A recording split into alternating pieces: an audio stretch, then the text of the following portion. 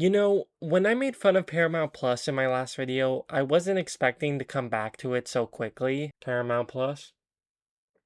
I'm sorry. You're garbage! We finally have the long-awaited Avatar The Last Airbender movie, Avatar Aang, The Last Airbender. Yeah, I'm just gonna call it the Avatar Aang movie. This was a movie I knew I had to make a video about since The Last Airbender was a big topic in my TV revivals video. I think you should really watch that video. The Last Airbender is one of the most beloved shows in Western animation history. I remember watching it as a child and wait, no. What are you doing? Watch the show!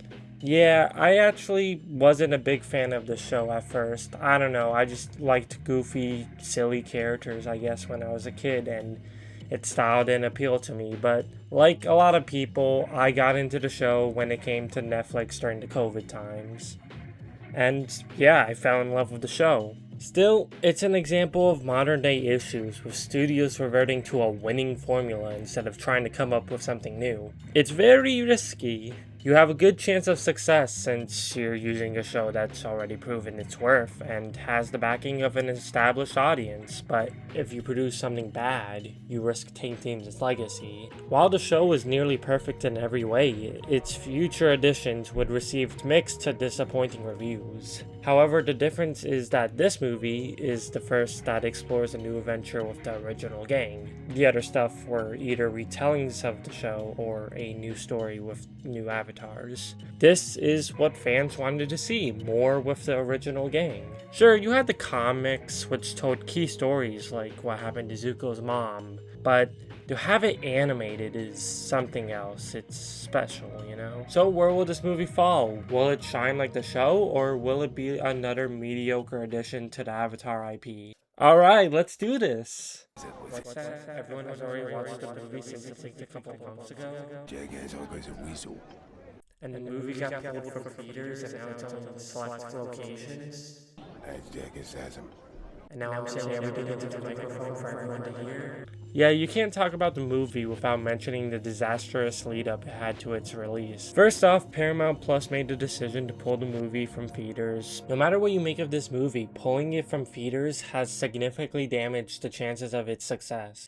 Then, the movie got leaked back in April. Once again, huge problem. The movie was scheduled for October, but having it leak almost 6 months before it was supposed to come out is going to take away a significant number of viewers from the actual release. Luckily, Paramount decided to push forward the date of its release from October to July. When was this announced? 2 weeks before the movie came out.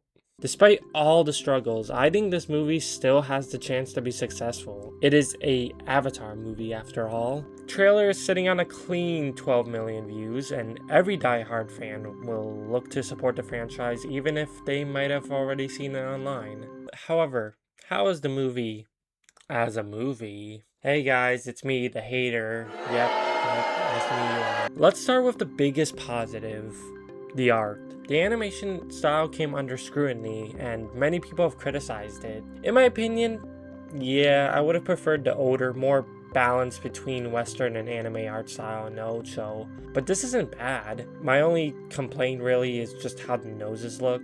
However, you'll quickly forget anything bad you thought about the style, because this movie is beautiful. The backgrounds and settings as well as the animation is top tier. The action scenes are creative. They use every color you can think of. I love the spirit setting where Aang talks to one of the new characters, Avatar Samna. The art extends to the new character designs too, because she literally looks like a goddess. I think his favorite scene of mine was when the mountain collapsed. It kind of reminded me of the one scene in Across the Spider-Verse.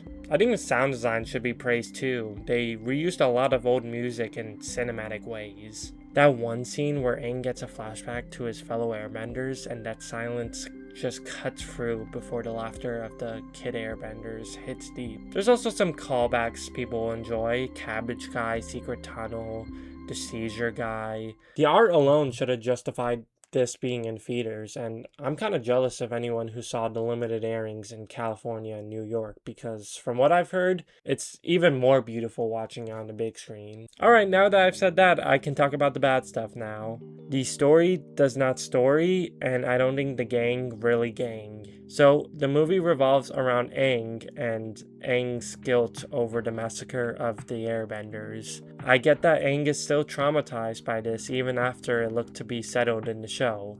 However, Aang is really basic and simple in this movie, which makes it difficult not to see this as just retreading past plot lines.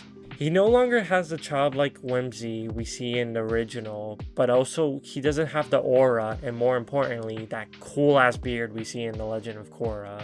But Pat, he's an adult now. It would make sense if he would be more monotone and serious. Hey, remember in Legend of Korra where Korra stumbled upon that shop that had a picture of old Aang doing the same airbending trick and face he did as a child? It showed he still had a playful side to him that we don't see in this movie. This Greek yogurt version of Aang can be seen especially in his first few interactions with Katara. This movie takes place when Aang is 25, yet he keeps telling Katara, "I am the last airbender alive. I have to find a way to bring back my people." Aang, you have been dating this girl for over a decade. What has happened during that time where you still have to talk to her like this is new information? When it comes to the rest of the gang, they're fine, if a bit limited. I think Zuko and Toph are just as good as themselves.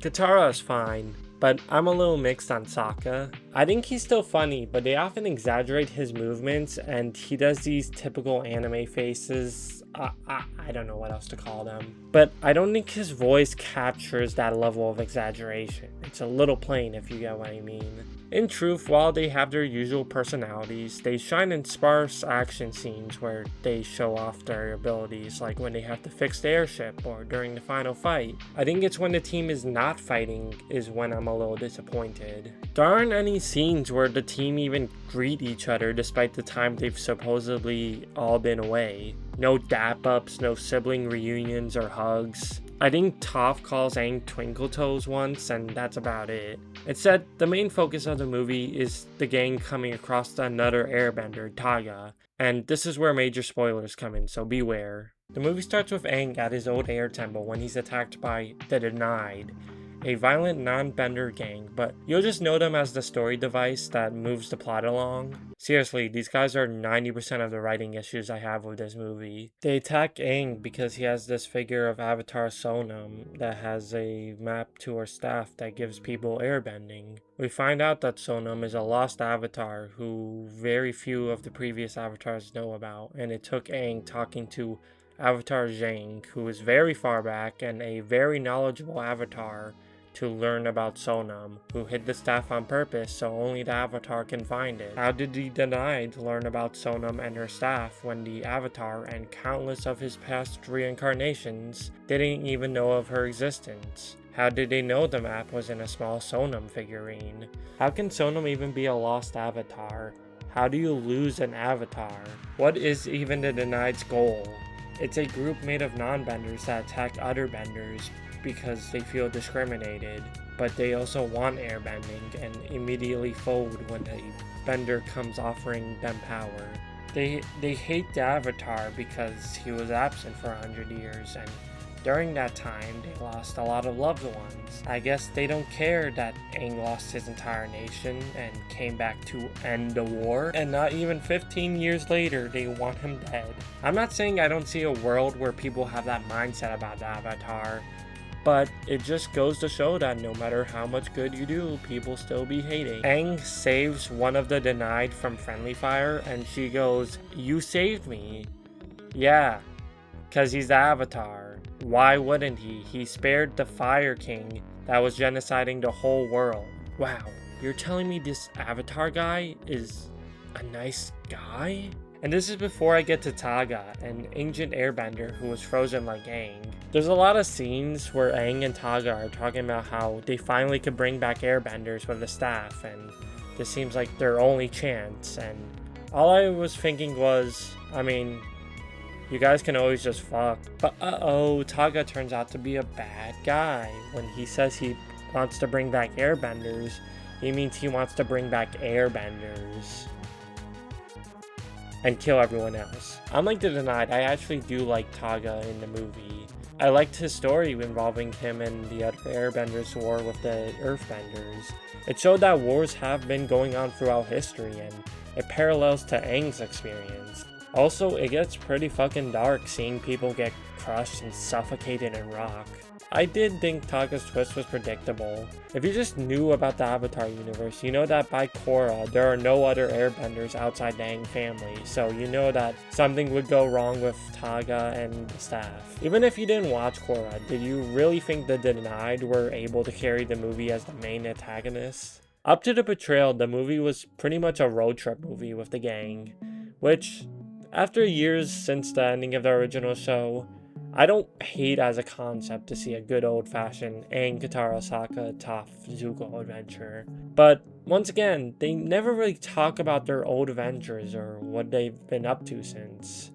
It's only about what's happening right now in the movie. I guess I just wanted to see more how these characters would reflect on what happened in the show and after that. Then we get to the climax, where the spirit world is clashing with Republican City. As a final fight, it starts great, but it quickly devolves when Taga and Aang transform into these spirit monsters and fight, and it sort of loses the Last Airbender identity to become a simple power fight, and says, yeah, Taga is 100% the bad guy. Like, in Korra, she's often fighting villains with different views, and a few of them have a good few points, which makes you question if they are bad people or people that truly believe they're doing something right. They're extremists, and the show purposely writes them so the audience can see their point. Except Unalaq. Unalaq was straight up evil, and they didn't even try to hide it. Taga falls into the same category of villains too, but by having him just turn into a purple monster that destroys Republic City, it kind of just degrades him to someone who just wants to kill people or something. And when it's all said and done, Taga and Aang do share a brief moment of companionship before he fades away. Wait, why did Taga fade away? I guess it's basically because he sort of fused his spirit with the staff, and when it broke, he also died. But it wasn't really explicitly stated. Wait, if Aang could break the staff, why couldn't Sana? I'm missing something. I think a good short summary of this movie is a comment I found about it. It truly feels like those anime tie-in movies. I haven't watched DBZ, but I've watched Hunter x Hunter, and that had its own side quest movies that I found okay. Sure, good thing to add as a side story, but no one's going to blame you for not watching it, and that's what this movie is like for me. I'm glad it came out for the art alone and the fact that we get to see the gang again. Any Avatar content is great for me despite its flaws. It's how I felt about Korra. I do think the movie still has its flaws with the stories. I truly never thought Taga was a major threat. Like, he was destroying a city, he wanted to kill all non-airbenders, and he literally killed Team Avatar, but I never saw him as big of a threat as Ozai was. Honestly, it feels like the Denied are the Resistance without Amon, and Taga is Zahir without creative mode. I do have some other nitpicks, but one, I don't know where they would fit in, and two, I feel like it would be just being too much of a pessimistic, like it wouldn't really affect how I viewed the movie. But still, I would recommend analyzing Avatar and Atoni Bandele's reviews because they do make some good points, specifically about, some movie changes that affected the show's fundamentals and rules. The movie is still new, but in terms of ranking, I think it falls short of The Legend of Korra in terms of how it will be received. It's a situation where I think the movie's more solid than Korra, but Korra has more highs, and also it just has a lot more runtime to do a lot more. We're probably not going to linger on this movie for too long, however, as the new show Seven Havens is coming out in October when the movie was intended to come out. And I'm already hearing the show is getting the same treatment. But until then, I only really have one more thing to say. Where's Suki? Where's Suki? Where is Suki? Like, why do they keep screwing her over, man? They don't even give her anything in the flashback. Like, seriously, she was in the finale. The group does not fuck with her. They treat her like you treat that one friend you make a group chat without. Oh, yeah, they give her 2 clips in the credits where she's dancing in the background and eating noodles. And she also gets a single 2 second cameo at the conclusion of the movie. That's cool. Actually, now that I mention it, there's nothing for May or Ty Lee either. No Iroh too? I get he might have, but man, any movie without these goats is a 0 out of 10. See you later, Benders.